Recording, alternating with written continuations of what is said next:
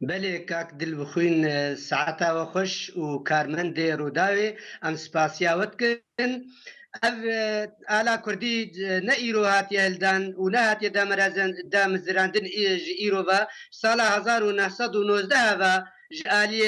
نمر قاضی محمد و برزانی نمر و هاتی چه کرن اف آلا هنه کەسێک نکارێ بێ ئالێ دەینێ و کەسێک نکارێ بێ ئالانێ بێنێ خوارێ نەکریارێوانە و نە ئێ دژمنێ مە نە سەدام حسێن و نە حافظ الأسد باوێ بشار الأسد نکاری بوون بێ ئالانێ داخنە عەردێ و نە کەسێکێ ئالیگرێواناژی وێ نکار بن بێ ئالێ ئەف ئالانێ ئالا کەرامەت و شەرەف و ڕوومەتا کورد و کوردستانەیە دەماک و ئەم ئیرۆدا دەنگێ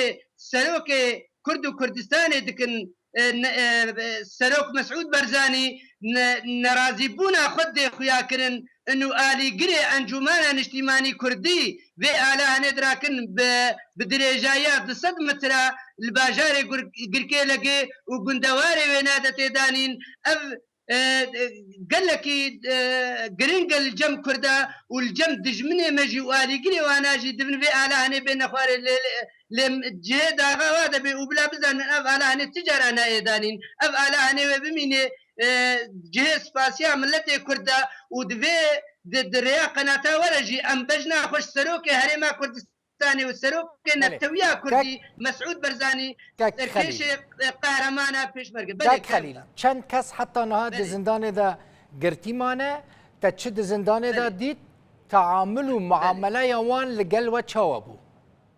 بله زندانê de ez ê talî bûm serokê encûmena xwecîya girkêlekê em serbest berdan lê tu jî zanêke ki dilbixwîn û miletê me tevê jî zanê ew rengê hovane bimerek bi kar anîn û kiryarê waye ne baş bi avê û kesên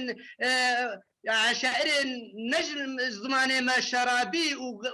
û alîgirê sotoro anî bû vê alahanê bidin erdê ev ê çi teserrufê tere bikin ti cara em nikarin lomên ji wana bikin bi çi rengî bikin ewin xwediyê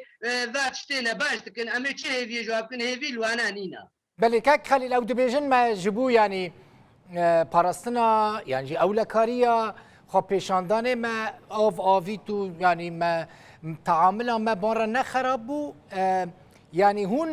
hûn hatine parastin ji aleyî asayîşê ve li gora ku di daxuyaniya xwe de dibêjin yanî tiştekî xerab di derheqê we de nekirine lê we ev mesele gelekî mezin kir بله کاک دل بخوین بلا ملاتê me jî bizan bê û milatê me ji beriyan ha jî zane ev gotinê wana ji beriyan ha jî vê nadibêjin ê ala Kurdî hildê ti cara nacê nexweşiya ji kesekê re nakê ê ala Kurdî dirakê ew bi rengekî dîmokratiyet û bi aştî û bi silmiyet dirajiyê de bi eqlaniyet dirajiyê de ne ev ne rêbaza me rêbaza me rêbaza Kurdayetiyê rêbazayek rêziyê rêbaza biratiyê ne karê me ku em herin nexweşiya ji filan û bêvan re bikin rêbaza me daxuyanê wê ne nav dewletê nav dewletî di hepsê de Kak Xelîl di hepsê de di zindanê de yanî çi negotin çima me hûn girtine yanî meselen tu çima hatî girtin yanî di hepsê de çi te hate gotin بله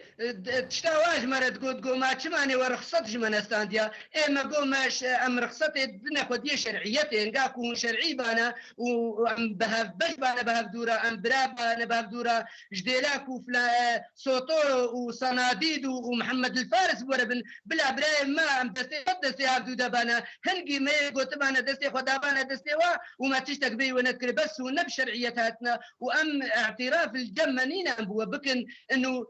تشتام اعترافي بيتكن ام بكرداتيتكن ام براتيتكن ام بيكريزيتكن هنقا بريزيها ويك آلي تك آليتي ام تجارة اعتراف بينكن ام رخصتش كسكينات نهار روشا قركي لقيت شي آنها روشا گرکێ لەگێ نەگەلێکی باشە روشا گرکێ لەگێت نەخۆشییا دەیە ئاستەنگیاژ مڵەتێ مەرە چێتکن و تەبان خۆزی ئەو ئاستەنگی چێتکن دەستێ برایە مە ئەو برادەرێ کوتبن ئەم برادەرێ هەبدوونە بدەستێ وانابانە بلا نەدەستێ کەسێ ئالیگرێ ژێمە سووری بوون حتا دۆ هێژی نمرێن تەلەفۆنێ وانات بەریکێ وانادەنا سۆتۆر و ئەوێ ناوێ مەدانە ئیتالیا و نزاکیت گو ئەون دژمنێ مە ايرو اون وانا خفقاج مرد بدنو ملتي ما وخورتي ما وكتيزي ما دنقرتن تيجي في جوانا بكي روشا ما نقلكي باشا چه نزانم چه خاص راسته تی گوتن کو کسین هنگرتنه گلک جوان دناوا آسایش دا بونه عربین شرابی بونه راسته که خلیلف ذلك دلبخين راستا كسيد شرابي نابادا زهبون وخزي شرابي اصيلي هي رسنجي بانا او شرابي الي قري رجيمه بن اويكو دائما قل هي مكن وازيك زوانا ضحيبهم ضحيا واكساك وان جمد قطاب خانه الدوري خصم دهشتي ودو هذا